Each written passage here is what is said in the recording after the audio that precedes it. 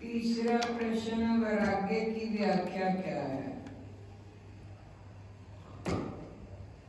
कहिए तात सो परम विरागी, तुन तृण सम सिद्धि नीति गुण त्यागी। लक्ष्मण, जगत में सच्चा वैरागी वह होता है जिसने तीन गुण तमाम सिद्धियों का जिनके सामना त्याग किया हो। तीन गुणों सत्व रजस तमस में सत्व और रजस का छोड़ना आसान है, पर तमस को छोड़ना कठिन है। हम सोते हैं वह तमोगुण है। नींद तमोगुण के बिना नहीं आती। तमोगुण व्यक्ति में से निकलता जाए तो व्यक्ति की नींद कम हो जाएगी। ये शास्त्र का सिद्धांत है। निद्रा तमोगुण का प्रभाव है। ये तीनों गुण और सभी प्रकार की सिद्धियों से मुक्त हो वह परम वैरागी है।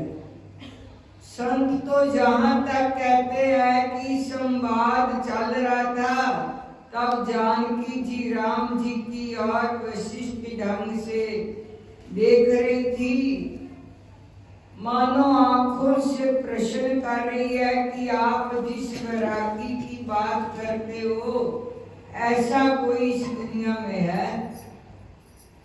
तब राम जी चुपचाप आंखों से जवाब देते हैं।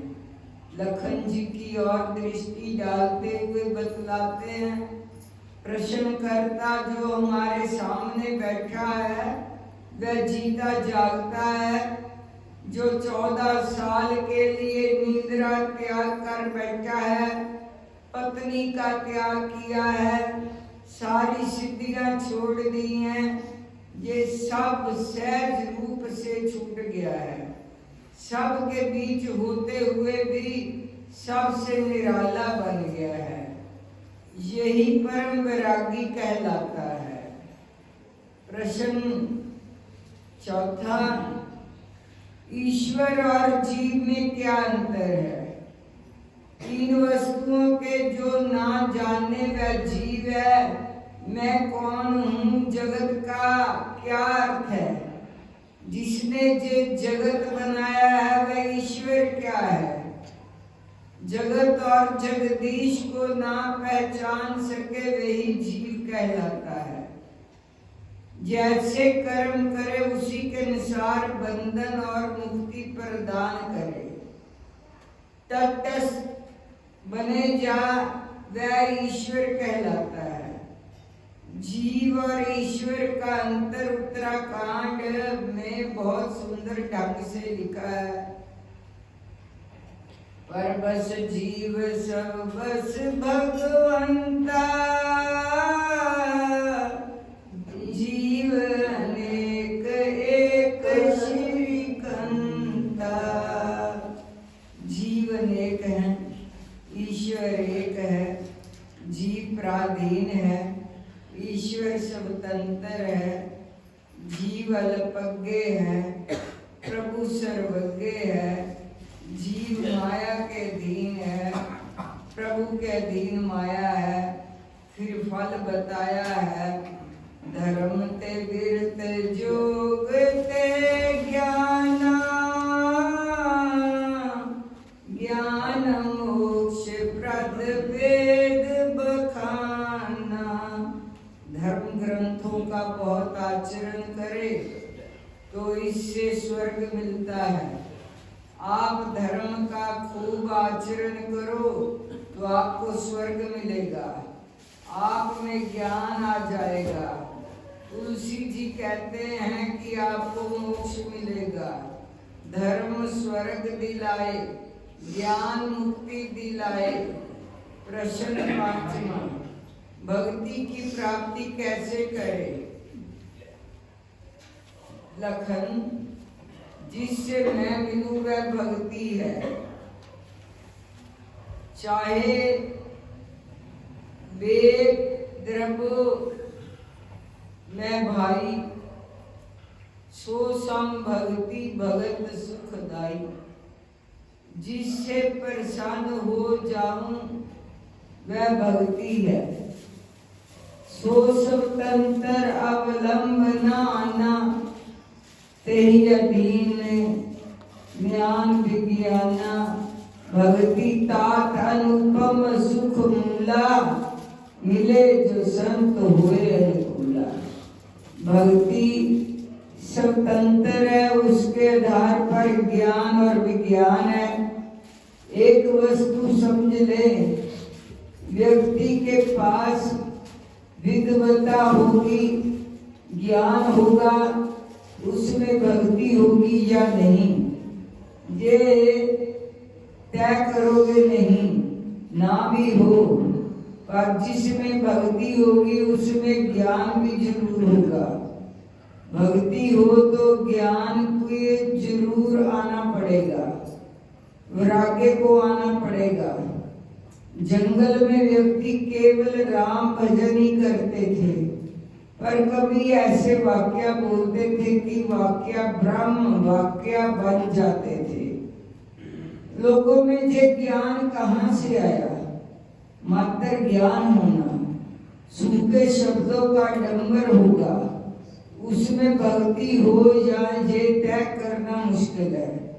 भक्ति की सुगंध बिना का ज्ञान, उसका खास असर भी नहीं होता। लक्ष्मण, कोई संत कृपा करेगा तो भक्ति होगी। राम जी संतों को गौरव देते हैं। किसी संत का हाथ मस्तक पर पड़े तो भक्ति के संस्कार उत्पन्न होंगे, और वह संत मिले उसके लिए इतना करना पड़ेगा। बोल साचे दरबार की जय, बोल श्री स्वामी जी महाराज जी की जय। कार्तिक मातम। नारद जी ने कहा, हे राजन, इसी कारण से उद्यापन में तुलसी की जड़ में भगवान विष्णु की पूजा की जाती है। तुलसी का मूल प्रदेश भगवान विष्णु को प्रसन्न करने वाला है। हे राजन, तुलसी का पौधा जिस घर में वर्तमान है वह घर तीर्थ स्वरूप है, और उस घर में यमदूत कभी नहीं आते हैं। ये पौधा सब पापों का नाश करने वाला, विष्ट फल को देने वाला है। जो मनुष्य तुलसी का पौधा लगाता है वह यमराज को नहीं देखता। भगवान नंदी का दर्शन, गंगा स्नान, वह तुलसी के पौधे का संसर्ग, ये तीनों एक पुण्यप्रद है। तुलसी को छूने से कामिक, वाचिक, मानसिक आदि संपूर्ण पाप नष्ट हो जाते हैं। जो प्राणी तुलसी के दल से भगवान का पूजन करते हैं वे अपने गर्भ में नहीं जाते और निस्संदेह जीवन मुक्त हो जाते हैं। तुलसी के दल में पुष्कर आदि समस्त तीर्थ, गंगा आदि नदियां और विष्णु प्रभु वृत्ति सब देवता निवास करते हैं। तुलसी के पौधे के पास जो अपना प्राण विसर्जन करता है वह चाहे कितना बड़ा पापी क्यों ना हो, उसे यमराज नहीं दे सकते। हे राजन, जो लोग तुलसी के काष्ठ का चंदन लगाते हैं वह सहज में ही मोक्ष को प्राप्त होते हैं। उनके द्वारा किए गए पाप उनके शरीर को स्पर्श नहीं कर पाते हैं। हे राजन, यहाँ तुलसी के वन की छाया हो, वहाँ पर पितरों को श्राद्ध करना चाहिए। वहाँ पर पितरों के निमित्त दिया हुआ दान हमेशा के लिए अक्षय होता है। आंवले के वृक्ष की छाया में जो प्राणी पिंड दान करते हैं उनके पितर यदि नरक की यातना भी भोग रहे हों तो भी मुक्त हो जाते हैं। सिर, हाथ, मुंह और देह में जो आंवले को धारण करते हैं उनको विष्णु रूप जानना चाहिए। आंवले के फल और तुलसी के दलों को पानी में मिलाकर जो प्राणी स्नान करते हैं उन्हें गंगा स्नान का फल मिलता है। जो मनुष्य आंवले के पत्तों और फलों से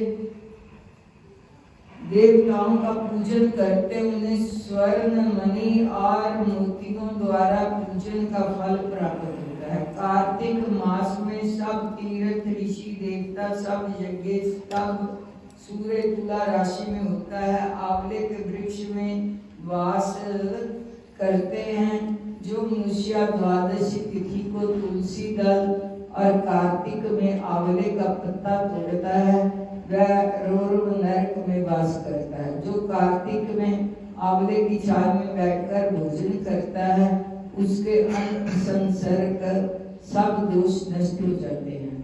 कार्तिक में जो आंवले की जड़ में विष्णु जी का पूजन करता है उसे श्री विष्णु के क्षेत्रों व पूजन का फल प्राप्त होता है। आंवले तथा तुलसी की महत्ता का वर्णन करने में श्री ब्रह्मा जी भी असमर्थ है। इसलिए धात्री और तुलसी जी की जन्म कथा सुनने से मनुष्य अपने वंश सहित मुक्ति को पाता है। बोल साचे दरबार की जय।